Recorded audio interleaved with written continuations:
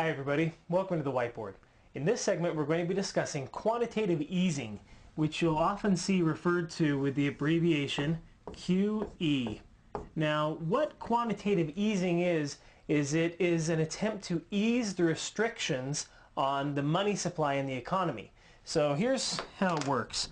What's happening is we've got a lot of money that's out here in the market, and a lot of banks have quite a bit on reserve, and the problem is there is this barrier here that we are looking at that is preventing the money from getting down to the people who really need it. People like you and me who are trying to get mortgages for homes, people like business owners who are trying to expand their businesses, or business owners who are trying to buy plant and equipment. And so there's all this money up here, but very little of it is getting down to the people who will really make a difference in the economy. The economy can't grow if consumers aren't able to spend, if businesses aren't able to expand. And so what quantitative easing is trying to do is it's trying to break down this barrier. It's trying to flood the market with so much money, or to ease the restrictions on the monetary supply, that hopefully pretty soon you'll get so much money up here in banks and in different places that there will be so much weight that finally it will break down and through this barrier, and the money will finally start getting to the people that it's supposed to get to.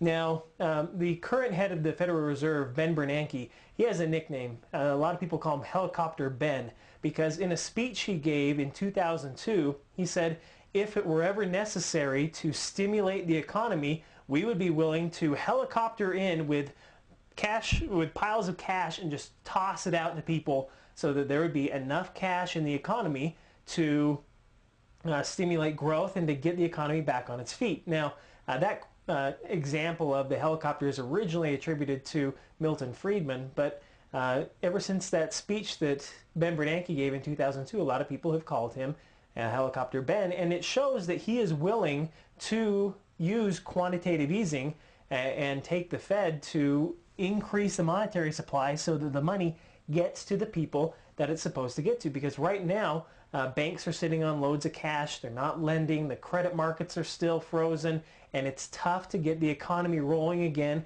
and get everybody back on their feet if the money's not flowing.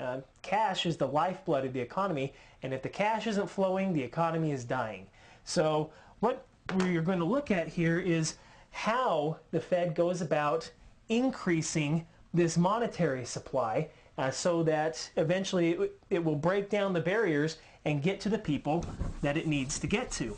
Now the Fed can do really three main things is what the Fed is trying to do. First, it can set interest rates to 0% or at least close to zero.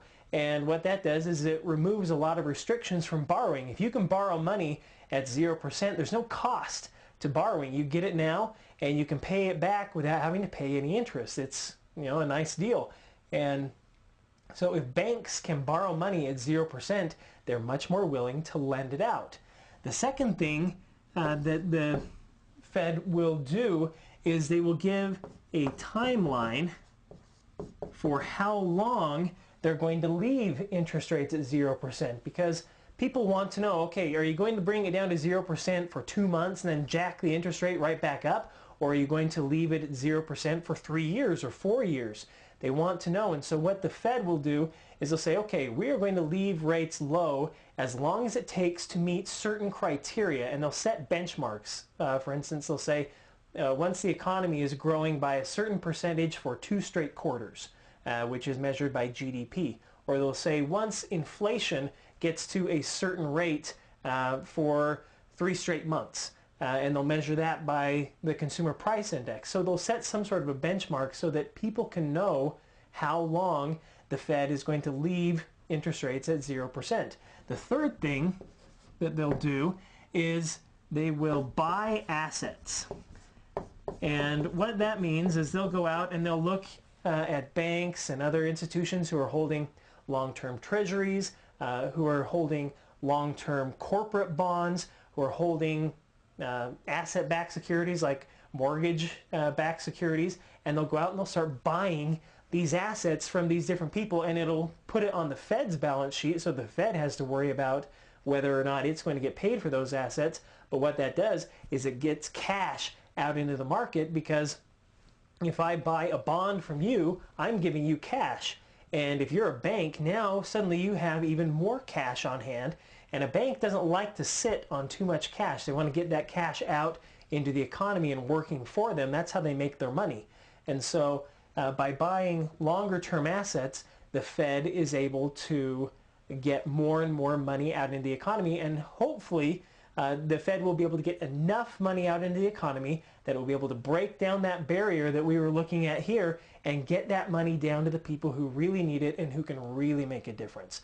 So that is quantitative easing. What the Fed is trying to do is ease restrictions on the monetary supply, and usually the Fed wants to keep the monetary supply in a certain range, but with quantitative easing they ease that range and just create money. So when you hear quantitative easing, think about the phrase turning on the printing presses and just printing money to get it out into the economy. And hopefully that can stimulate the economy enough, with enough money out there, to get the economy back on its feet and growing again. So in the next video on quantitative easing, we'll talk about the benefits of quantitative easing and what it actually does for the economy. But this is what the Fed does with quantitative easing in a nutshell, and we'll discuss it more in the next video. So thanks for joining me at the whiteboard today, and we'll see you here next time.